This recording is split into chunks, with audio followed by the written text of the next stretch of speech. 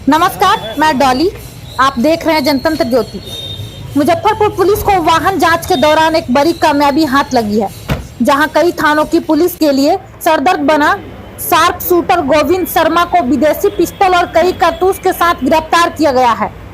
आपको बता दें कि पूरा मामला मुजफ्फरपुर जिले के मुसहरी थाना क्षेत्र के द्वारिका नगर के पावर ग्रिड के समीप की है, जहां मुसहरी थाना की पुलिस वाहन जांच अभियान चला रही थी। इसी दौरान एक लग्जरी वाहन को जांच के लिए रोका गया। वहीं जब लग्जरी वाहन की तलाशी ली गई तो उसमें से एक विदेशी पिस्टल और कई कारतूस के साथ कुख्यात शार्प शूटर गोविंद को गिरफ्तार किया गया है।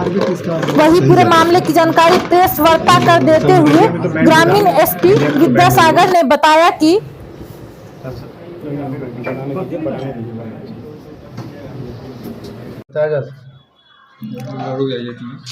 जी बताइए ना, क्या मामला है? ये मामला है कि 25/10/24 को दीवा गश्ती के दौरान द्वारिका नगर एक जगह है मुसहरी में, द्वारिका नगर पावर ग्रिड, वहाँ पे दीवा गश्ती के दौरान वाहन चेकिंग हो रही थी। वाहन चेकिंग में एक टीम थी जिसमें कि मुसहरी थानाध्यक्ष थे, तेज प्रकाश सिंह थे, उनके साथ संतोष कुमार थे और बीएसएफ के 2 जवान मुकेश कुमार और ललन कुमार थे। तो इनके द्वारा वाहन को रुकवाया गया। वाहन रुकवाने के क्रम में वो वाहन थी BR1AB 6381 हुंडई कंपनी की औरा गाड़ी थी, उसको रुकवाया गया।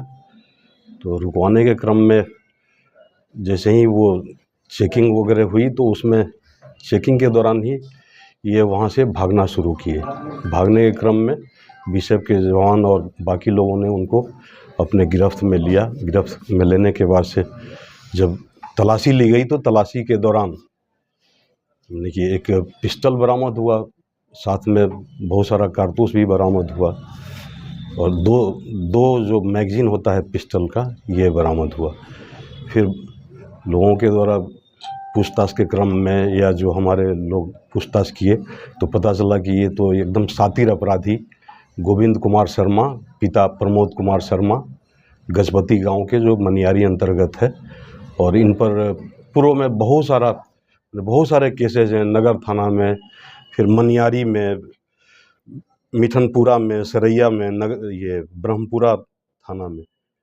तो ये इन पर एक कि जो पिस्टल की जांच की गई तो वो बिल्कुल चेक रिपब्लिक का बना हुआ पिस्टल है, विदेशी पिस्टल है, जिसको सीजेड पिस्टल बोलते हैं।